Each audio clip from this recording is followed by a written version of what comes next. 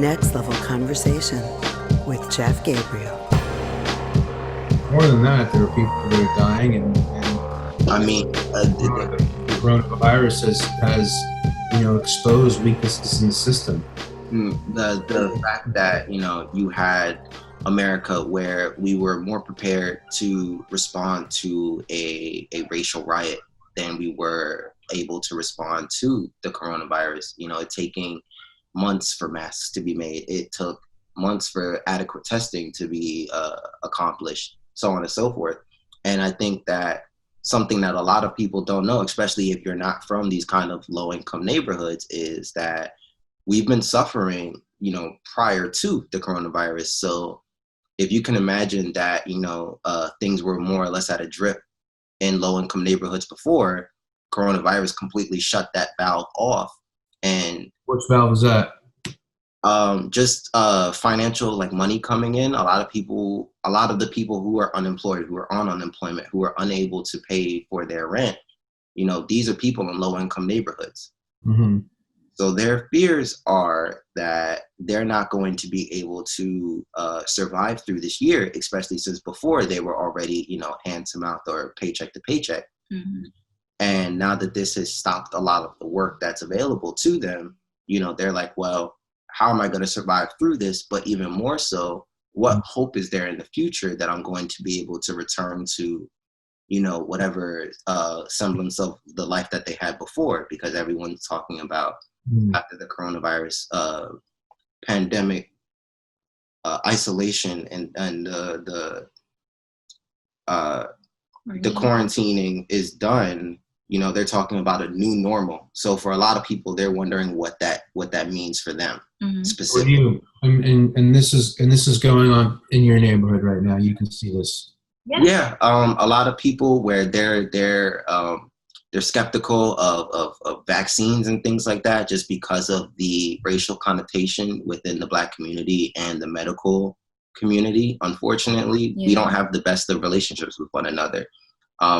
You have syphilis being injected into Black farmers and Black men and women in the South back in the early 1900s and 1800s. And there's evidence of that. That's something that you can look up. And unfortunately, that was never fully addressed and fully put to bed with some sort of accountability being held. You have Black women who are receiving less care or substandard care, especially in prenatal and child care. So, there's still a disparity because people believe that Black women or just Black people in general feel pain differently or process pain differently. So you have a lot of the crackpot scientists' theories that existed, back when our grandparents and great-grandparents were, the generation who were making the rules and things like that. You have those ideas and ideologies still being carried to this day because you don't have enough Black men, Black women in these sections, and sometimes that's by design. Yep. Right. How are people in the neighborhoods reacting to each other? Are the neighborhoods being supportive of each other, or is it more dark and gloomy? What are you seeing? It's honestly kind of like a norm for us to support each other, even if, like, say it's like the Black community with the Spanish community. Basically, like, when kids are outside, there's going to be somebody sitting in their window watching the kids. If somebody is coming in through the door, someone's always holding the door for you. If they see you, like, it's kind of like our norm to lean on each other and make sure that we're all getting the care that we need, even if it's not from, the government or the system. So for us, this is like the everyday. Like, we don't, as far as like you could say it's our bubble, we don't really lean on the outside. Right. I would say that the Black community has always been somewhat of a family, dysfunctional at times, but at the end of the day, we're all here and we all care for each other. So right. As far as it goes, I've actually seen a unity within our community as well as other predominantly Black communities, you have a lot of newer Black business owners who are actually making record sales right now because they're promoting themselves within that sphere of unity with other Black people. So you have Black people financially supporting other Black people. So, you know, we're starting to kind of get our own circulation of money within the community where it's being spent and being given to places where it needs it the most. Yeah. Is any of that coming through the church at all, or any of the local religious organizations, or is it just more? I think that this is just, you know, relationships, connectivity through friendships and connectivity relations. Yeah, I think this is more on the personal level than it is any specific one churches or a multitude of churches gathering. I think that this is just an issue that people feel passionately about without having the need to fly under any specific banner. You come to represent yourself effectively at these marches or at these protests. Are you guys well, not say happy, but I mean, you feel this is a positive thing for the Black community, these oppositions, these protests, what's going on right now with the police? What are your feelings on that? I feel that they're necessary. I think that when you had Colin Kaepernick, where he was kneeling at the NFL games and he got the backlash that he got, where you had people framing what he was doing as an attack on veterans and on the Army and on the flag, you know, not what he was telling you that his problem was, but they just reshaped it and reformed it. They spun it to suit whatever agenda that they needed to push. And then you have, you know, LeBron James in the NFL, where they're wearing "I Can't Breathe" shirts. I think everybody knows exactly what Colin Kaepernick was trying to say, and I think more so than ever. I know some people are saying that the riot shouldn't stop until he gets another tryout with another football team.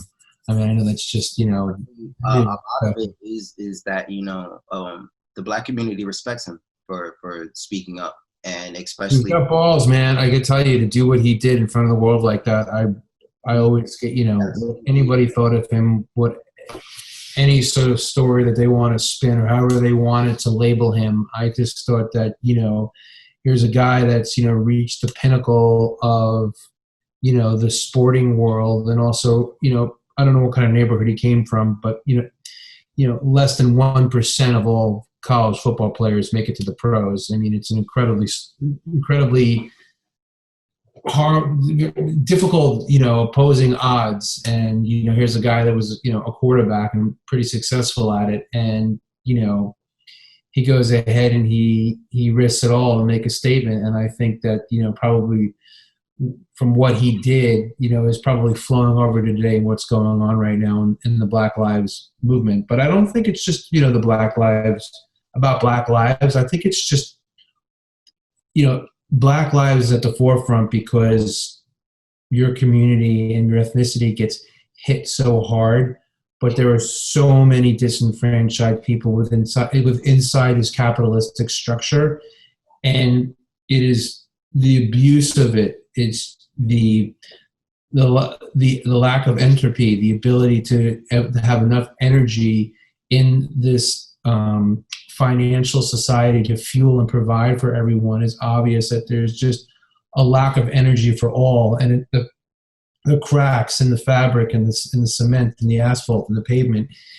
I just think that the Black Lives Matters which is a really important topic, is at the forefront of so many different groups and so many different people that feel disenfranchised. I mean, you know, even middle-class people that were doing well 10, 15 years ago, you know, whether they're Black or they're white, whatever ethnicity they are, people in general are having a hard time because of just how expensive it is and how much money is required to survive in this world. And so I think all of us are fortunate to have the Black Lives Movement, because I think the Black Lives Movement is not just representing the Black community. I think it's representing everyone, and a lot of people are suffering. And that's why you hear so much about the 99 versus the 1%. And, you know, it's not that the 99 wants what the 1% have. The 99 just, you know, want things maybe to be just a little bit easier, nobody needs to have $1 billion. You know what I'm saying? It's just Want to be able to live. Yeah. everybody just wants to be able to. I think we're getting to a point in society where everybody just wants to live and just have a good life. You know, I have a little boy now, and he's a little over 3 years old, and things don't look, even though we've had horrible instances in our history that we've gotten over before, and I'm sure we're getting over this. It's a tough time, for him. And my wife is Korean, so he's half Korean, half Caucasian, and I wonder what kind of challenges that he may endure as he gets older, because the Asian community has their problems too. The Caucasian Jewish, I'm Jewish, but not as bad. But we've had our battles in the past. So this is not just about Black lives, which is obviously at the forefront. It's about all of us, I think, to some extent, and maybe I don't know if it's being represented that way, or you guys see it that way.